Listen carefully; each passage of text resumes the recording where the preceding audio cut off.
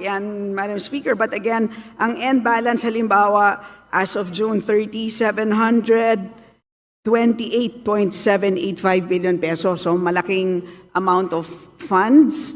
Isipin na lang po natin kung lahat po ito ay binagsak natin ngayon, lahat sa mga ahensya, sa totoo lang po, mabibilaukan silang lahat. Hindi nila kayang ma-absorb lahat ito. So may ganun din na problema. So that is actually part of the mandate of our National Treasury, part of the mandate of the DBM. Kailangan nilang i-manage yan. So they cannot just flood all of these agencies with cash. So yun po, that's how we understand the cash management mandate of these agencies, Madam Speaker. Madam Speaker, cash management does not mean gagastusin mo yung pera pag hindi ginagamit. There's a difference, Madam Speaker. I never said na i-flood natin ng agencies. I'm just simply saying you cannot use the money that's particularly earmarked for a certain project na sinaad natin sa batas. Pero again, I did not say na i-flood natin sila. But I'm saying, tama po ba na ginagamit natin yung pera na sinet aside ng isang batas na hindi pwedeng gamitin? Malinaw po ang batas. Bawat section, andito po yan, makapal po yan eh. Ilan ng earmarked revenues natin. Nakaspecify doon, nandun lang siya pwedeng gamitin. So Very again, specific. Alam ko po yung sinasabi niyong one fund concept. Do you know the history of one fund concept when it started, Madam Speaker, Madam Sponsor? what is the question? Yung one fund concept, because yan po yung sanina sinasabi niyo na ito yung cash management, may one fund concept, na yun ang sinasabi ng DOF na dun ginagamit. Kaya balikan natin yung history ng one fund concept. Ano ba ang pinanggalingan ng one fund concept, Madam Speaker, Madam Sponsor? Please enlighten the body, Madam Speaker. Galing po yun sa Presidential Decree 17, Presidential Decree pa yon during the time of President Marcos, na lahat ng dormant accounts, yung mga off-budget accounts, yung mga lying around funds, yun ang pinagsama-sama. Wala po dong nakasulat any mention of earmarked revenues. At since 1977 pa po yung Presidential Decree na yun. Hindi pa po na-amend or napalitan ng panibago. Ang sa akin naman, gusto ko lang ilagay sa tama. Pwede naman nating lagyan sa special provision kung talagang gustong gamitin itong pondo na to. Pero ang tanong ko, hindi ba dapat natin malaman sa Kongreso kung saan, kailan hiniram yung 700 billion? Kunwari may 700 billion, anong portion ng 700 billion ang hiniram? Hiniram para sa anong bagay? Tama ba na walang report sa atin na hiniram yung perang to? Tama ba na hindi nag-report sa agency? Kunwari, ako si DICT. Ang alam ko, meron akong 24 billion.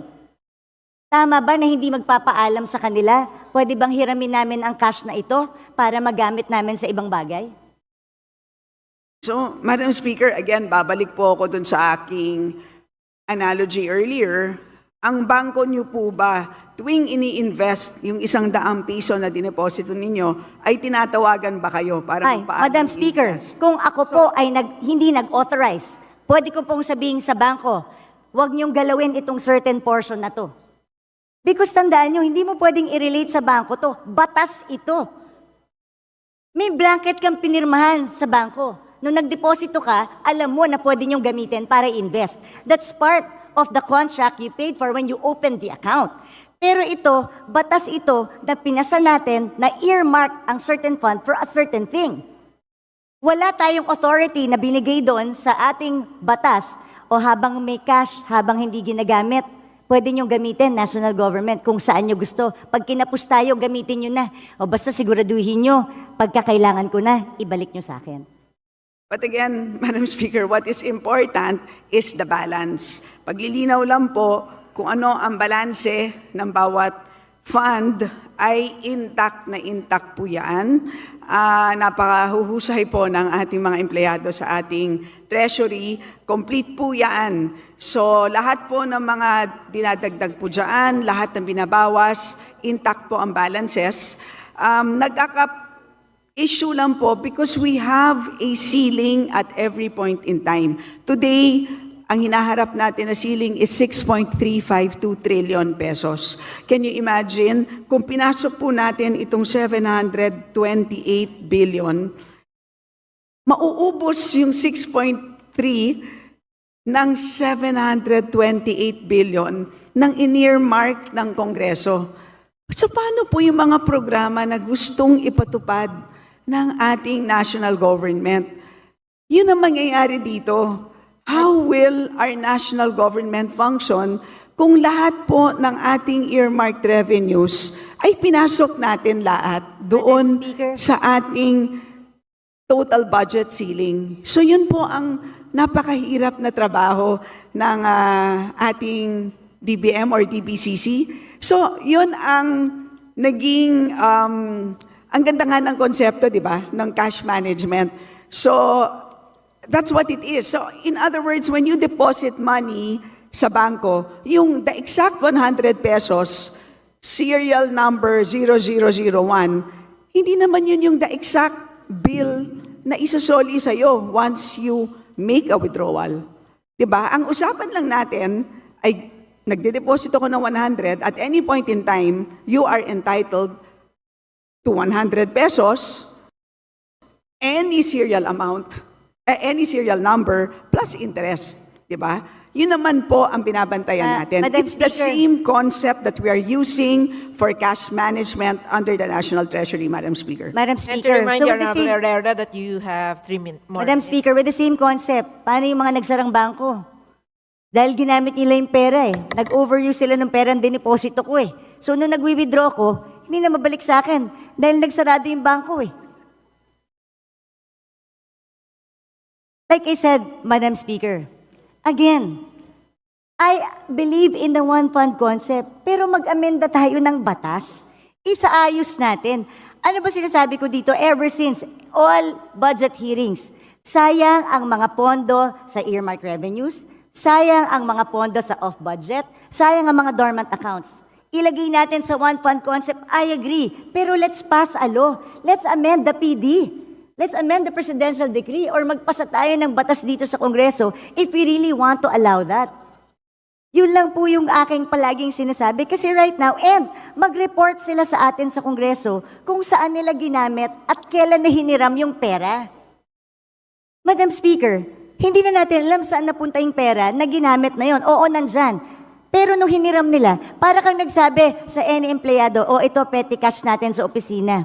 So, ibig sabihin, kung meron akong petty cash dito sa opisina, kung merong mga ilangan sandali, ay hiramin ko lang sandali, ibabalik ko naman eh. Pag nabuko mo yung empleyado mo, is it acceptable? Kung kunwari, nagbigay ka ng pera specific sa iyong staff, para dyan lang yan. Tapos hiniram ng staff mo, hiramin ko lang naman eh, ibabalik ko rin ha. Is that okay? Does it make it okay? Madam Speaker, it is not the same situation. That is, I stand by my position that accounting-wise po, hindi naman ginagastos ang earmark revenue as long as hindi programmed. Intact po ang balances ng ating earmark revenues. Cash-wise, ay fungible naman po siya.